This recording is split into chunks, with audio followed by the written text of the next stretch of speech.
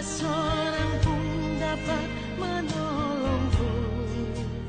Hanya Yesus jawaban hidupku.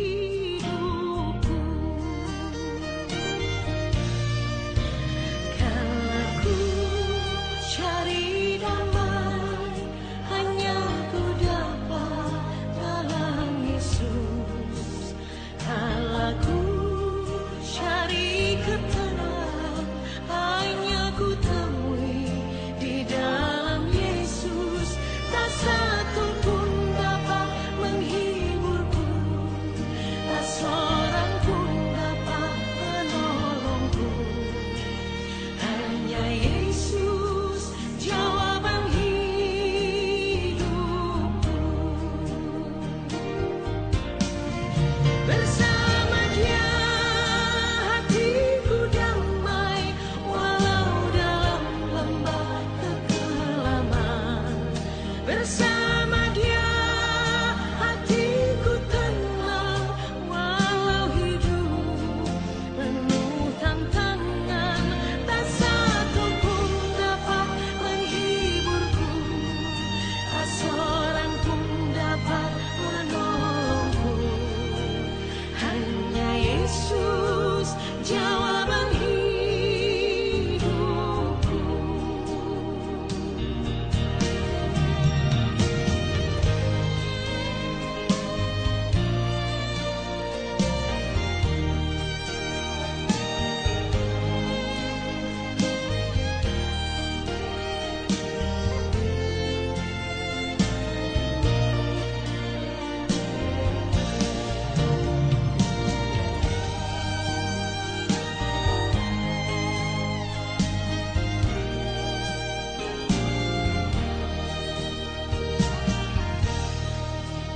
Kalau ku cari damai, hanya ku dapat dalam Yesus. Kalau ku cari ketenangan, hanya ku temui di dalam Yesus. Tak satu pun dapat menghiburku, tak seorang pun dapat menolongku. Hanya Yesus jawaban hidupku.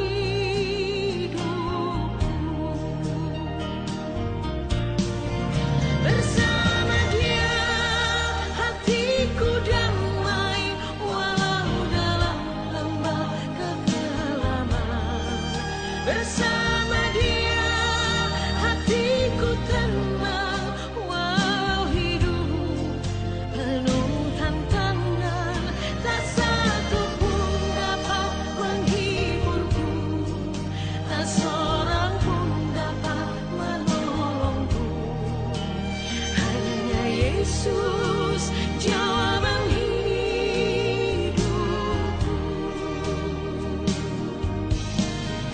Tak satu pun dapat menghiburku, tak seorang pun dapat menolongku.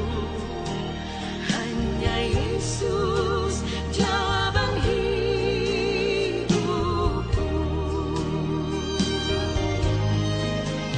Hanya Yesus jawaban hidupku.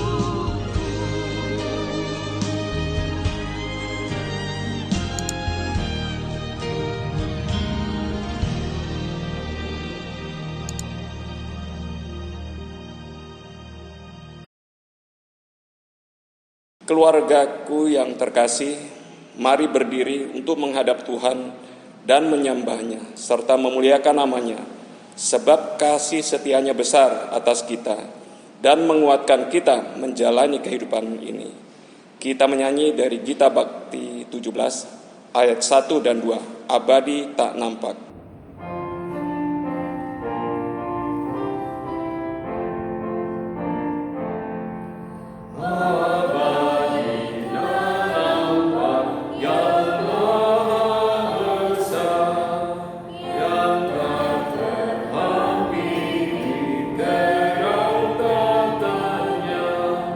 Yang dalam putranya telah dikenal.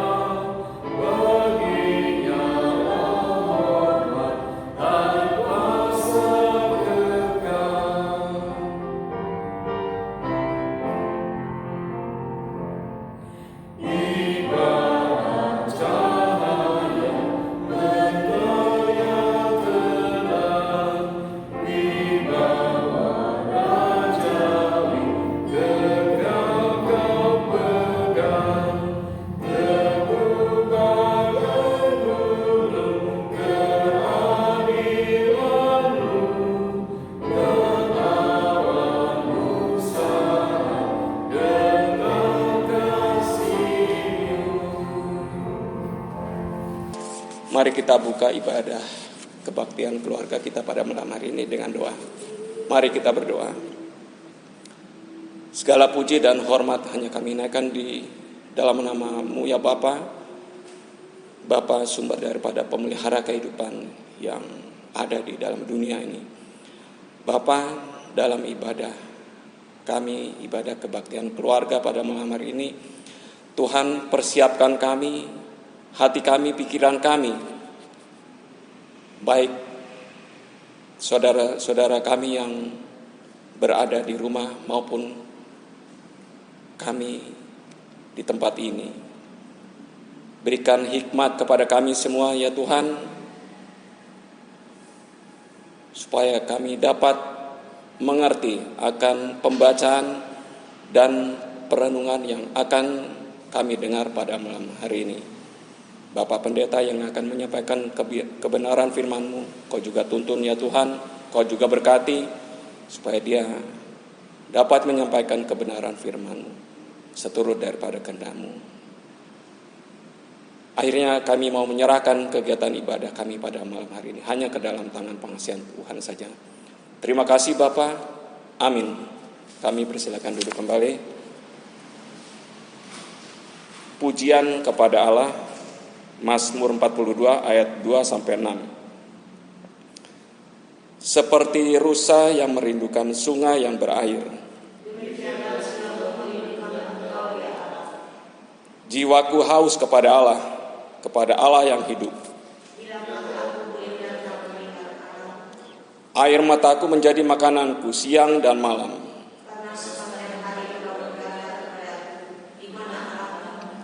Inilah yang hendak kuingat, sementara jiwaku gundah gulana. Mendahului mereka, melangkah ke rumah Allah dengan suara sorak-sorai dan nyanyian syukur. Mengapa engkau tertekan, hai jiwaku, dan gelisah di dalam diriku?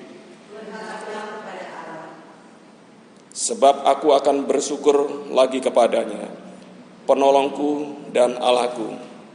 Kita menyanyi dari Gita Bakti 262 ayat 1. Bagai rusa rindukan air.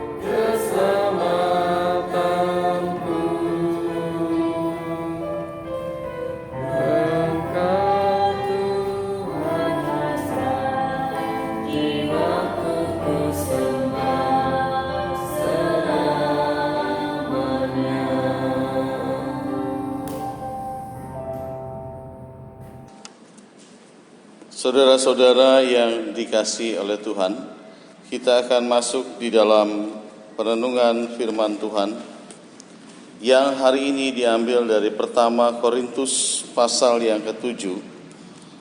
Surat pertama Korintus pasal yang ke-7 ayat yang ke-10 sampai dengan yang ke-11. Sebelum kita membaca dan merenungkan firman Tuhan, mari sebelumnya kita berdoa. Kita satu dalam doa. Bersama keluarga kami masing-masing di rumah, kami hendak membuka diri kami untuk dibimbing oleh sabda Tuhan. Sebagai umat yang Kau selamatkan, kami keluarga adalah bagian persekutuan yang terkecil, yang juga mendambakan janji keselamatan digenapi di tengah keluarga kami. Karena itulah, senantiasa di dalam kami berpengharapan, kami juga dibangun diteguhkan dan dikuatkan dalam iman lewat bimbingan sabda Tuhan. Karena itu Tuhan, utuslah Roh Kudus-Mu mendiami hati dan pikiran kami bersama, supaya kami dapat memahami sabda-Mu dengan baik dan juga punya keinginan melakukannya dalam kehidupan sehari-hari. Di dalam nama Tuhan Yesus, Firman yang hidup, kami sudah berdoa. Amin. Saya menjemput kita semua untuk bangkit berdiri, dan bersama kita akan mendengarkan firman Tuhan yang dibacakan dari Alkitab lewat Pertama Korintus 7 ayat 10 sampai 11. Firman Tuhan berkata demikian. Kepada orang-orang yang telah kawin, bukan aku tetapi Tuhan, perintahkan supaya seorang istri tidak boleh menceraikan suaminya. Dan jikalau ia bercerai, ia harus tetap hidup tanpa suami atau berdamai dengan suaminya, dan seorang suami tidak boleh menceraikan istrinya. Demikianlah pembacaan firman Tuhan. Terpujilah Kristus. Haleluya. Haleluya. Haleluya. Haleluya. Silakan duduk. Shalom. Firman Tuhan kali ini bertemakan tentang damai.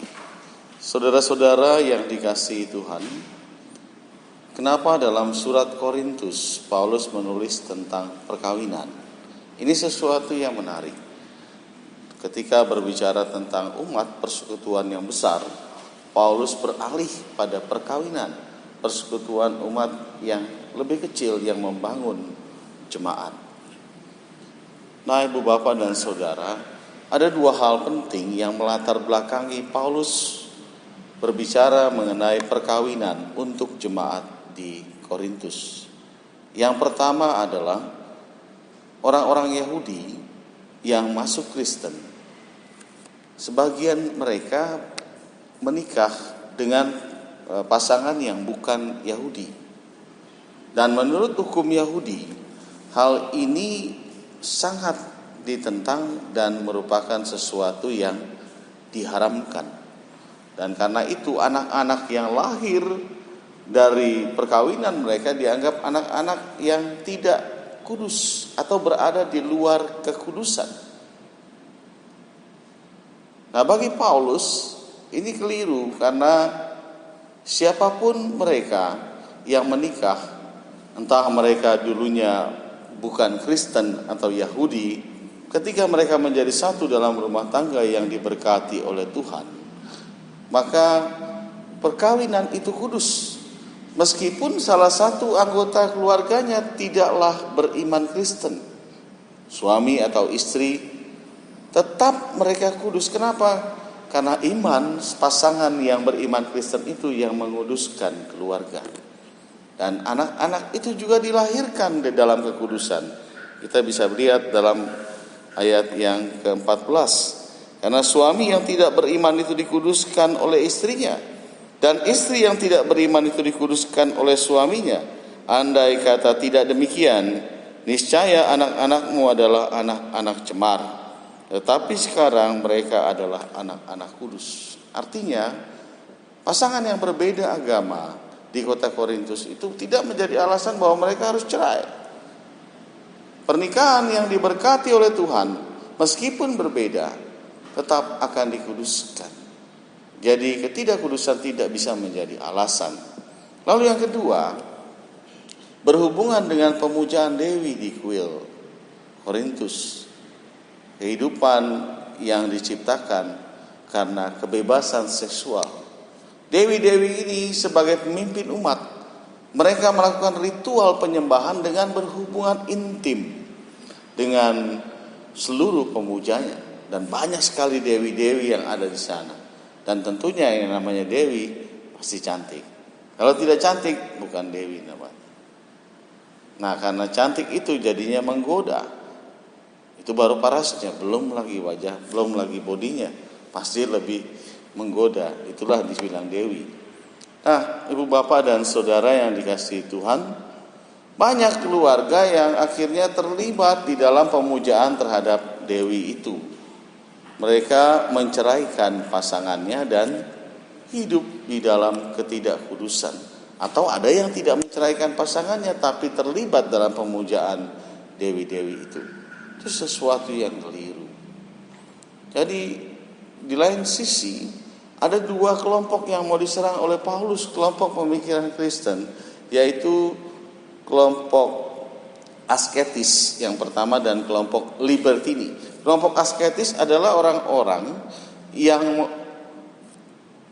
percaya dekat dengan Tuhan itu adalah kehidupan yang baik, dan hidup yang baik itu harus menikah hanya dengan Tuhan, tidak dengan yang lain. Paulus pikir mereka keliru. Kenapa? Paulus memang tidak menikah, tapi bukan berarti orang tidak menikah. Bukan berarti seks itu salah. Seks adalah anugerah yang adalah berkat ketika itu dilakukan dalam hidup berumah tangga. Lalu yang kedua, kaum libertini. Kaum libertini adalah kaum yang bebas. Mereka melakukan suka-suka hati yang menyenangkan apapun itu, termasuk seks. Dan bagi Paulus itu keliru. Sebebas-bebas yang melakukan hubungan itu, seks bukanlah barang murahan. Itu sesuatu yang mahal, yang harus dihargai. Dan itu harus dilakukan di dalam berkat Tuhan, di dalam rumah tangga yang dibangun berdasarkan peneguhan dan pemberkatan dari Tuhan. Nah, Bapak Ibu dan Saudara yang dikasihi oleh Tuhan, Paulus mengatakan bahwa perkawinan Kristen itu sesuatu yang kudus dan tidak terbantahkan, juga tidak akan bisa terlepaskan satu dengan yang lain. Dan karena perkawinan yang kudus itu tidak bisa dicemarkan siapapun itu. Sebab perkawinan itu melambangkan hubungan antara Allah dan manusia, yang dituangkan cinta kasihnya lewat Kristus yang mati bagi manusia. Pengorbanan itu sangat besar, artinya pengorbanan Kristus itu adalah lambang bagi manusia bisa dekat dengan Allah. Manusia bisa intim dengan Allah. Perkawinan itu adalah lambang di mana Kristus hadir di antara hubungan Allah dengan manusia, yang membuat hubungan Allah dan manusia menjadi intim dan terbangun karena kasih dan pengorbanan Kristus. Artinya menjaga perkawinan itu sama dengan mensyukuri anugerah penebusan Kristus. Menjaga perkawinan itu sama juga artinya dengan menjaga perdamaian Allah dengan manusia. Hubungan yang dibangun Allah dengan manusia adalah hubungan yang intim dan akrab. Nah, ibu bapak dan saudara-saudara yang dikasihi oleh Tuhan, kalau kita melihat kehidupan kita saat ini, kita pergi di mana-mana kalau mau belanja, biasanya terutama makanan ya, di supermarket, biasa kita lihat tanggal kadaluarsanya. Kapan ini kadaluarsa? Karena kalau kadaluarsa sudah tidak bisa dimakan. Nah, banyak barang yang diciptakan manusia ini punya batasan. Bukan hanya makanan, kadang televisi, handphone juga ada batasnya. Ada batas maksimal pemakaiannya. Tapi yang namanya perkawinan tidak ada kadaluarsanya. Itu harus diingat oleh orang-orang percaya, oleh keluarga-keluarga Kristen, termasuk saudara dan saya. Ketika kita sudah menikah dan diberkati oleh Tuhan, itu artinya tidak ada jalan kembali untuk berpisah. Tidak ada kesempatan untuk berpisah. Karena apa yang dipersatukan Tuhan sudah dikuduskan dan diikat dalam darah Kristus, darah perjanjian yang memperdamaikan Allah dengan manusia. Nah, sehingga sebagai orang percaya, mari kita belajar menjaga perkawinan itu untuk tetap menjadi kudus. Karena tantangan kehidupan di tengah wabah COVID-19 ini sangat besar. Keluarga-keluarga dalam rumah tangga diuji. Apakah kita tetap setia di tengah masa pergumulan yang berat ini? Apakah keluarga-keluarga boleh bertahan di tengah kesepian, di tengah kebingungan, di tengah kepanikan dan kecemasan Bagaimanakah nilai cinta di dalam keluarga kita? Apa benar-benar murni dan kudus, atau cinta yang hanya dibangun berdasarkan nafsu belaka? Yang kedua, Ibu Bapak dan Saudara, tentu juga ini semua merujuk pada satu tema, yaitu damai. Artinya, ketika rumah tangga itu tidak bisa dipertahankan, suami dan istri yang sudah terlanjur bercerai dan tidak bisa diperbaiki, maka pesan dari Paulus adalah mereka tetap harus berdamai. Suami dan mantan istri, istri dan mantan suami harus tetap berdamai dan tidak boleh nikah lagi. Ini jelas untuk mencegah jangan sampai perceraian itu dipakai sebagai alat untuk bisa berhubungan dengan orang lain atau juga untuk bisa hidup dalam kebebasan. Siapapun yang sudah bercerai tidak boleh menikah lagi dan harus tetap berdamai. Kenapa? Persekutuan yang dibangun dalam rumah tangga itu harus tetap dipertahankan. Meskipun secara hukum mereka terpisah sebagai suami dan istri, tapi tidak harus tetap berdamai. Artinya perdamaian ini yang mau juga diangkat oleh Paulus sebagai konsep yang penting. Maksudnya bukan hanya antar suami istri yang harus damai, tapi juga ayah dengan anak-anak, ibu dengan anak-anak, kakak dengan adik. Perdamaian itu harus dibangun dalam kehidupan umat manusia. Bu Bapak, ada berita yang baru-baru ini saya baca, ada seorang ibu yang sakit parah. Ditanya ke dokter, tidak tahu penyebabnya apa, dan bawa ke dukun juga tidak tahu penyebabnya apa. Ibu ini sakit parah, dilihat di dokter semuanya normal, mereka bingung apa penyebabnya. Ketika dibawa ke seorang psikolog dan seorang pendeta, baru ketahuan bahwa sebenarnya ibu ini memendam kebencian dalam hati dan hidupnya.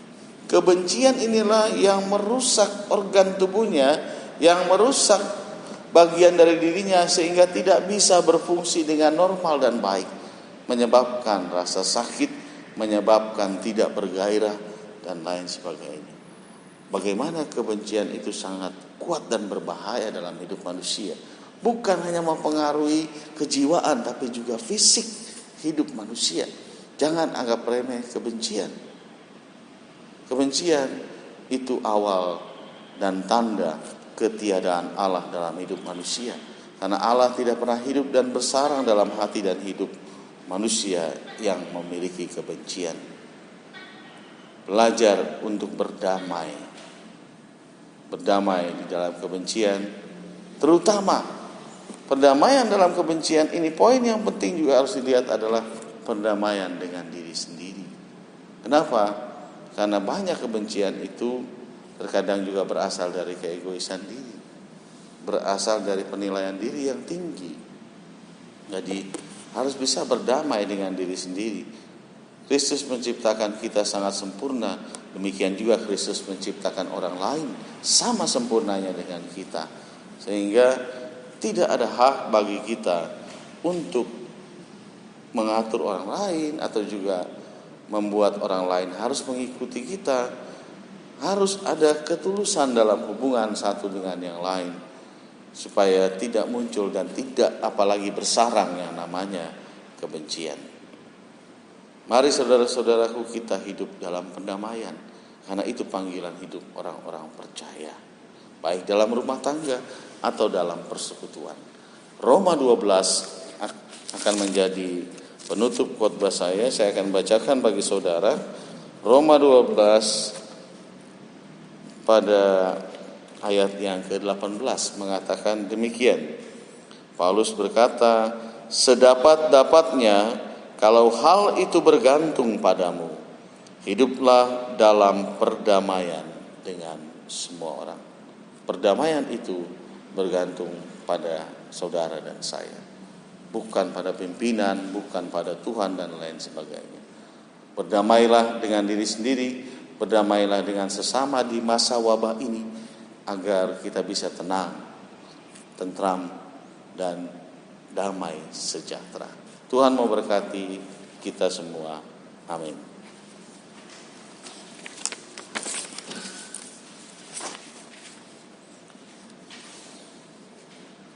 Untuk menyambut pemberitaan firman, kita menyanyi dari Gita Bakti 69, bait pertama sampai kedua, Ku mulai dari diri sendiri.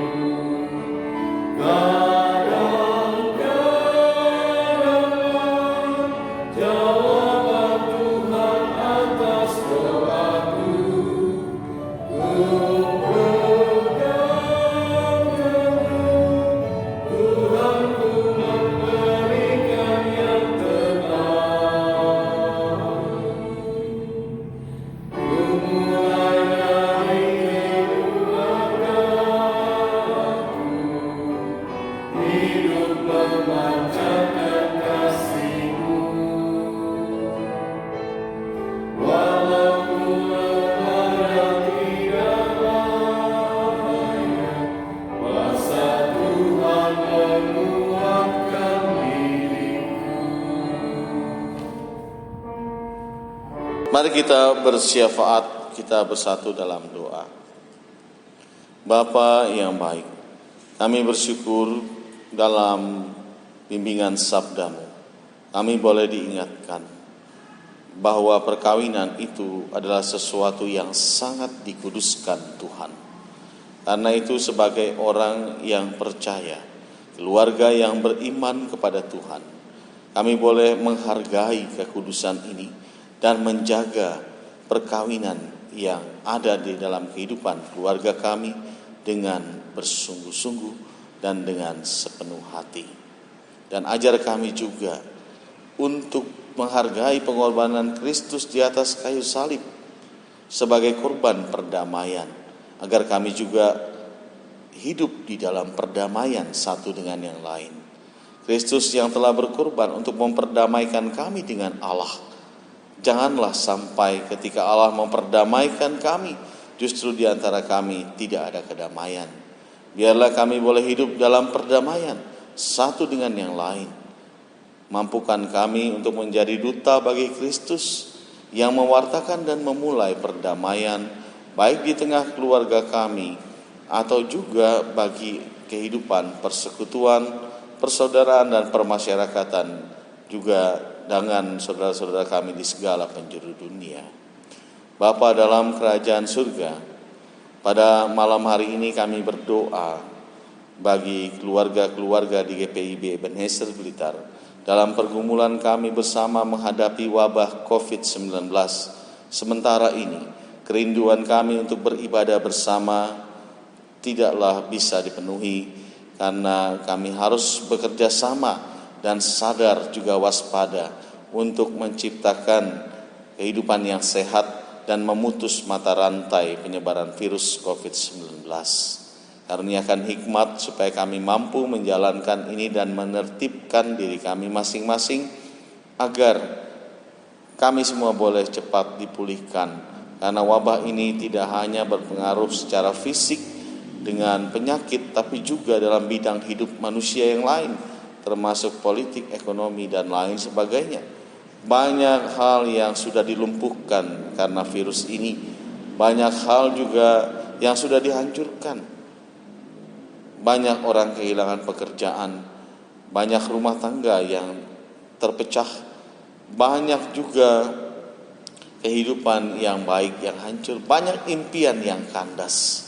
Tuhan, kami bermohon dan bersatu hati agar kami bersama di tengah keluarga kami mampu bertahan dan tabah dalam bergelut. Karuniakan kesehatan, kekuatan, dan perlindungan. Kaulah gunung batu bagi keluarga kami, Kaulah kota benteng bagi keluarga kami. Jaga keluarga kami Tuhan dalam kasih-Mu, agar kami boleh hidup di dalam kehidupan yang damai sejahtera. Meskipun wabah ini terus bergejolak, tapi kami dimampukan untuk menjadi tenang, dan bahkan kami juga boleh menenangkan orang lain, tentu dengan cara yang bijaksana. Bapa di surga, kami doakan saudara-saudara kami di GPIB Ebenezer Blitar. Kami bersyukur kalau kami boleh sehat sampai sekarang. Kami berharap ke depan Tuhan pun tetap memelihara kami dan lindungi kami, jauhkan kami dari hal-hal yang tidak kami harapkan. Biarlah Tuhan menjaga kami masing-masing. Bagi saudara-saudara kami yang dalam keadaan sakit, Bapak Yahya Suprapto yang kondisinya sampai dengan saat ini masih tidak stabil dan kritis, kami bermohon campur tangan Tuhan untuk beliau. Ibu Sri Atun, Bapak Agus Prianto, Bapak Dwi Sulistiono, adik Rafael dalam pemulihan di Amurang, dan juga keluarga ataupun pribadi lain yang dalam keadaan sakit, yang mungkin saat ini luput dari ingatan kami. Tuhan, lawat mereka, kuatkan, pulihkan, dan juga berjuanglah bersama dengan mereka.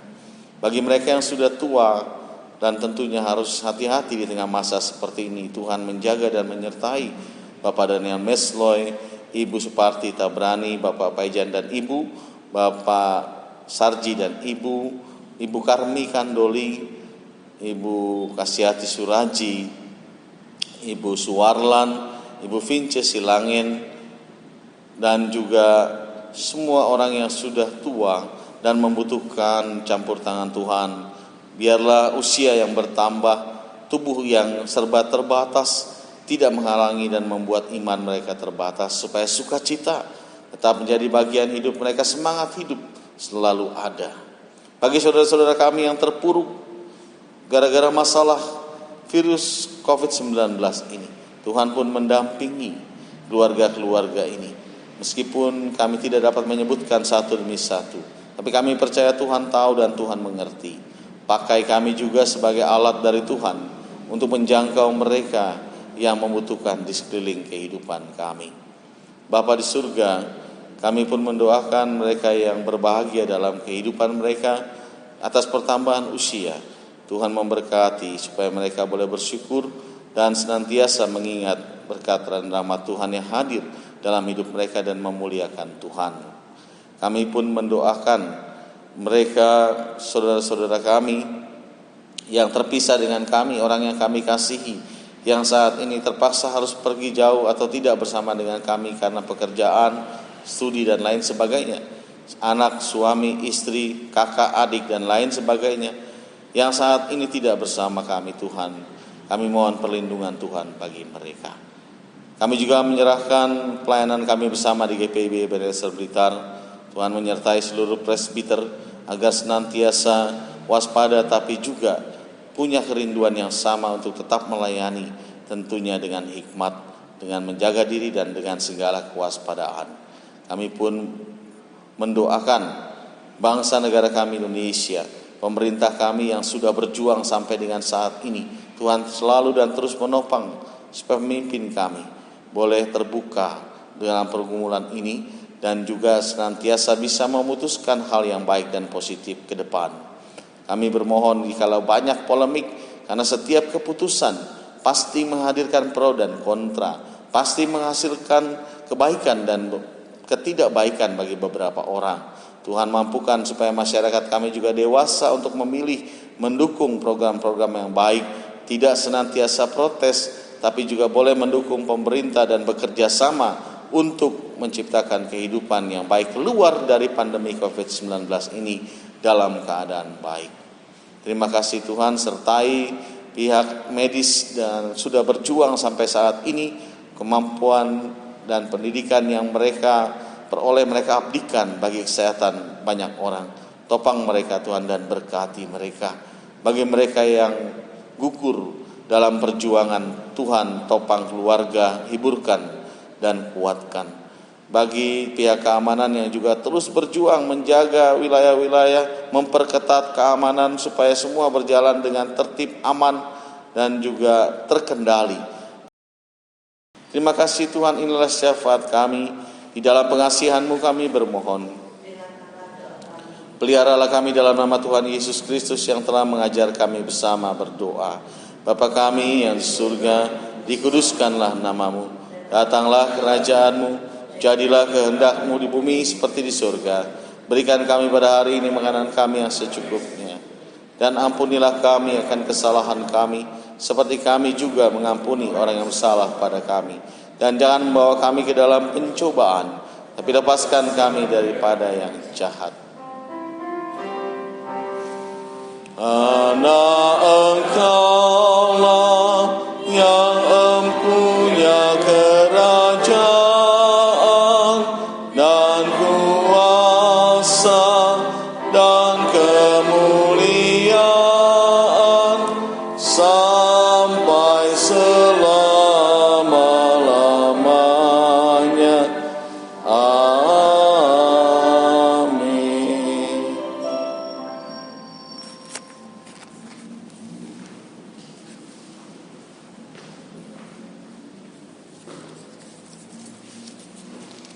Jemaat yang dikasihi oleh Tuhan Yesus Kristus, tiba saatnya kita akan memberikan persembahan syukur kepada Tuhan dengan mengingat nas Alkitab dari Mazmur 96 ayat 8 yang menyatakan demikian.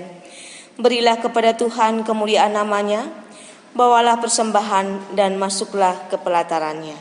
Mari bersyukur dan bernyanyi, Tuhan ambil hidupku.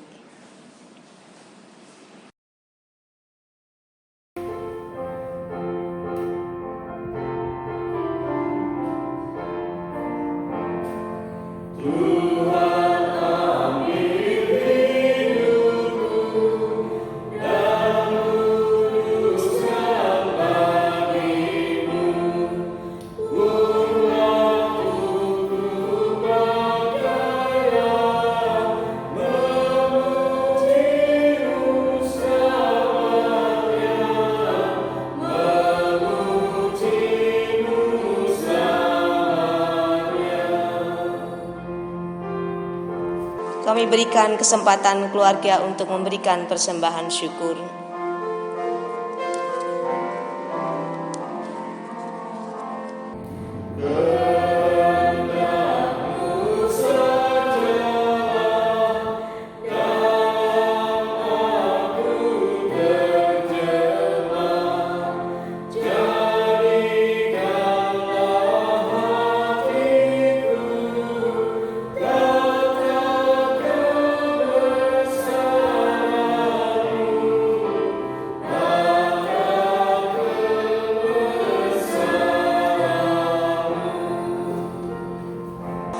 Mari bangkit berdiri, kita bersama menaikkan doa persembahan kepada Tuhan. Kita berdoa. Bapa, tak putus-putusnya kami menaikkan syukur kepadamu sepanjang hari ini melalui pekerjaan suami, istri kami, bahkan kami semua anak-anakmu. Engkau mencukupkannya bagi kami berkat-berkat Tuhan. Saat ini Tuhan, sebagian dari berkat-berkat yang sudah Engkau anugerahkan kepada kami kumpulkan. Berkenanlah Engkau memberkatinya Bapa, supaya benda-benda mati ini Engkau ubahkan menjadi karunia yang hidup, sehingga bermakna dan bermanfaat untuk keagungan nama Tuhan serta pelayanan di tengah-tengah Jemaat Ebenezer Blitar. Segenap kehidupan kami hendak persembahkan bagi kemuliaan nama-Mu. Terima kasih Tuhan Yesus, ini doa kami di dalam nama-Mu yang kudus, sumber berkat dalam kehidupan kami. Yesus Kristus kami sudah berdoa. Amin. Kita tetap berdiri.